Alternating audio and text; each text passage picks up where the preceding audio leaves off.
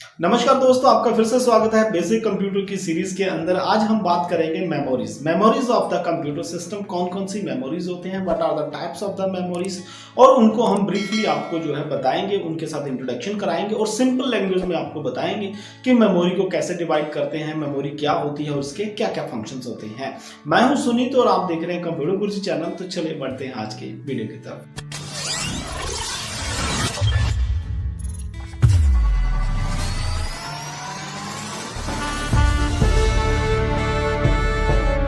Well friend, आज हम बात करेंगे memories of the computer system. तो सबसे पहले हम देखते हैं कि एक्चुअली मेमोरी होता क्या है, व्हाट इज द मेमोरी और and what is the function of the memory, और मेमोरी का फंक्शन क्या होता है। फ्रेंड, जैसे कि आप देख पा रहे हैं, memory is a place in the computer where your data and information are stored.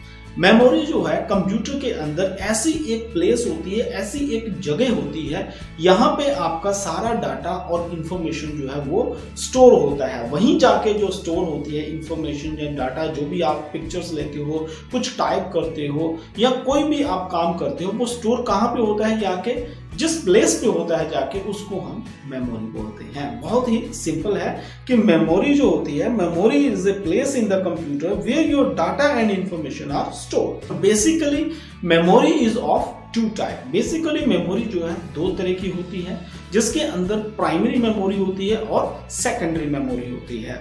और प्राइमरी और सेकेंडरी मेमोरी जो है फर्दर डिवाइड होती है अलग अलग टाइप्स की मेमोरी के अंदर।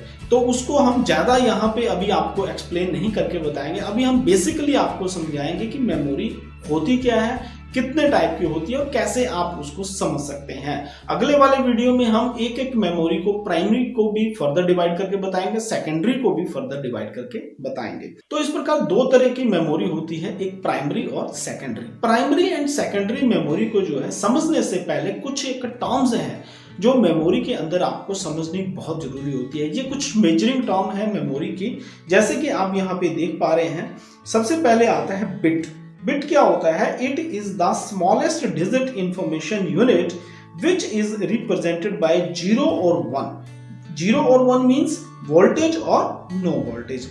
बिट क्या होती है? Bit is the smallest digit information की जो स्मॉलेस्ट डिजिट होती है, that is called the bit. उसको हम बिट बोलते हैं। जैसे 0 एंड 1, बिट को जो है 0 एंड 1 से डिनोट किया जाता है। 0 means no voltage, 1 means voltage. Bit के बाद फ्रेंड्स होता है बाइट। अगर हम बाइट की बात करते हैं तो a byte is equal to 8 bit. एक बाइट जो होती है वो 8 बिट के बराबर होता है। मींस टू से एक बाइट के अंदर जो स्मॉलेस्ट इंफॉर्मेशन का डिजिट होता है 0 या 1, वो कितने होते हैं? 8 होते हैं। और byte is equal to 8 bit. One character such as a letter, number or symbol is of 1 byte. एक जो करेक्टर होता है वो 1 बाइट का होता है। एक करेक्टर 1 बाइट का होता है, मींस टू से कि एक करेक्टर के अंदर 8 बिट होती है, because 1 byte is equal to 8 bit. उसके बाद हम बात कर लेते हैं किलोबाइट्स की, जिसको हम केबी बोलते हैं। एक kilobyte is 1024 characters approx 1 page of the double space text. अगर हम किसी भी डबल स्पेस टेक्स्ट का एक पेज लेते हैं तो वो 1024 बाइट के बराबर होता है। फ्रेंड्स, ये जो बिट है, बाइट है, ये आपको आगे जाके समझ आती हैं, क्योंकि जैसे हम नॉर्मली मेमोरी यूज करते हैं अपने कार्ड के अंदर या फोन के अंदर, हम पूछते हैं कि भाई कितनी मेमोरी है, तो आप बोलते हो 5 GB है, 6 GB है। ये जीबी जो है MB से बना है, MB जो है केबी से बना है, केबी जो है बाइट से बना है, बाइट जो है बिट से बना है। तो ये मेजरिंग को समझना बहुत जरूरी होता है, इससे पहले कि आप जो है मेमोरी को समझें। वेल फ्रेंड, अभी हम एमबी की बात कर लेते हैं। तो यहाँ पे मैं आपको बता देता हूँ कि नॉर्मली हम समझें तो एमबी जो होता है 1 MB इज 1048576 कैरेक्टर्स। सब्सक्राइब करें कंप्यूटर गुरुजी चैनल को, सब्सक्राइब के बटन को दबाएं और बेल आइकॉन को प्रेस करें हमारे लेटेस्ट वीडियो सबसे पहले देखने के लिए। वेल फ्रेंड, सबसे पहले हम समझ लेते हैं कि प्राइमरी मेमोरी क्या है, उसके बाद हम सेकेंडरी मेमोरी पे जाएंगे। तो प्राइमरी मेमोरी क्या होती है friends? The main memory of the computer is the primary memory. Primary memory क्या होता है, मेन मेमोरी होता है जो कंप्यूटर का, that is called the primary memory. It is fixed on the computer. The primary memory is further divided into two types. Primary memory जो होती है, सबसे पहली बात यह है कि ये मेन मेमोरी होती है कंप्यूटर की। उसके बाद ये प्राइमरी मेमोरी जो होती है फिक्स होती है कंप्यूटर के अंदर। इसके अलावा प्राइमरी मेमोरी जो होती है ये फर्दर जो है दो पार्ट्स में डिवाइड होती है, जिसको कि नॉर्मली रैम एंड रोम बोला जाता है। फर्दर रैम एंड रोम जो है आगे डिवाइड होती हैं, वो हम नेक्स्ट वीडियो में आपको फुल एक्सप्लेन करके बताएंगे। ये जैसे कि इंट्रोडक्टरी वीडियो है, इसमें हम जो है बेसिक आपको चीजें अभी यहाँ पे क्लियर करेंगे। तो सबसे पहले आप देख लें कि रैम क्या होती है। रैम स्टैंड्स फॉर क्या करती है, random access memory.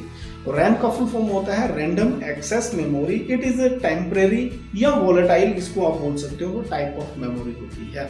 Temporary memory होती है। When the computer is turn off, जब आप कंप्यूटर को बंद कर देते हैं, इट्स कंटेंट गेट इरेज्ड।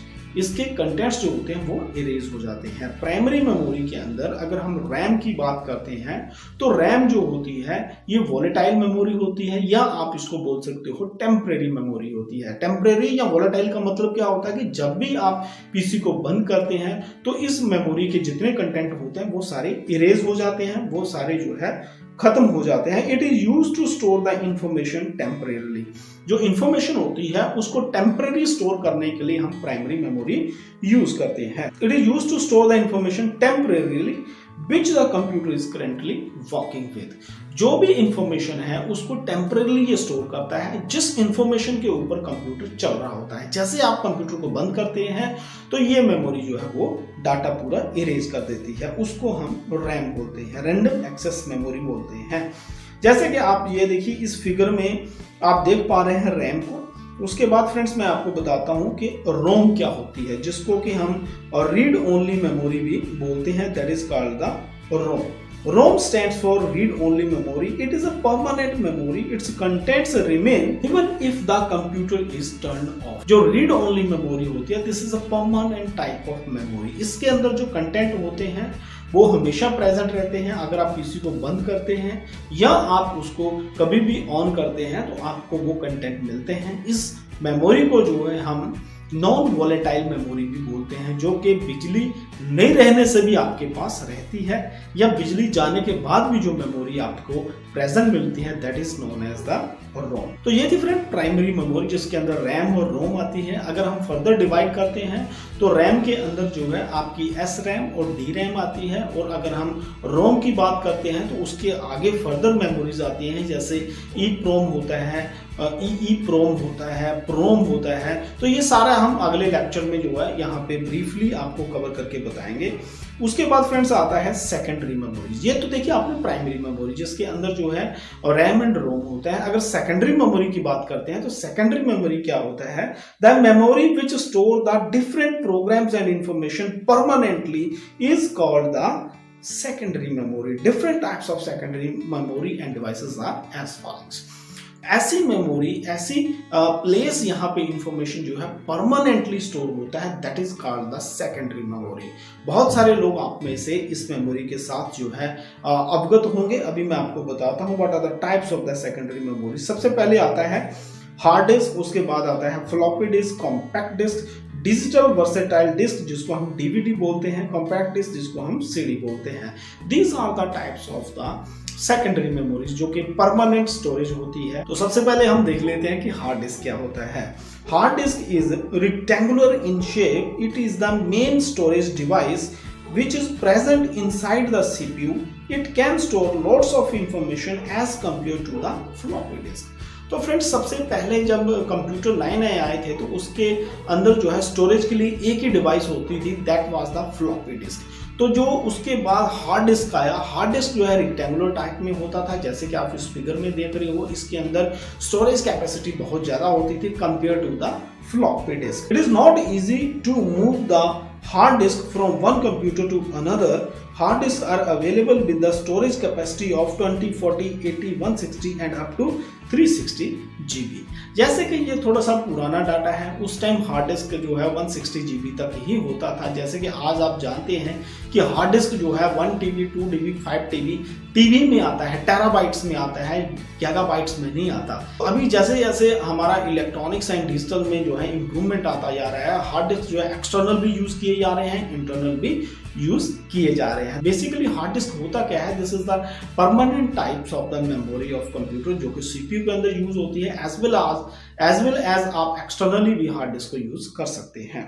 उसके बाद फ्रेंड्स आता है floppy disc. Floppy disk is also a type of permanent memory. Floppy disk is square in shape, it can store the text, drawing etcetera permanently. It is commonly of size 3.5 inches and can store up to 1.44 MB of data. You can carry the data and information easily from one computer to another using a floppy. Floppy is inserted in the floppy drive which is present in the CPU box. Friends, बहुत सारे मेरे ऐसे friend हैं जिन्होंने floppy drive के बारे में या फ्लॉपी के बारे में नहीं सुना होगा, तो आपके लिए एक बहुत ही बढ़िया ये अपॉर्चुनिटी है। यहाँ पे फ्लॉपी आपको दिख रही है, आप इसको देख सकते हैं।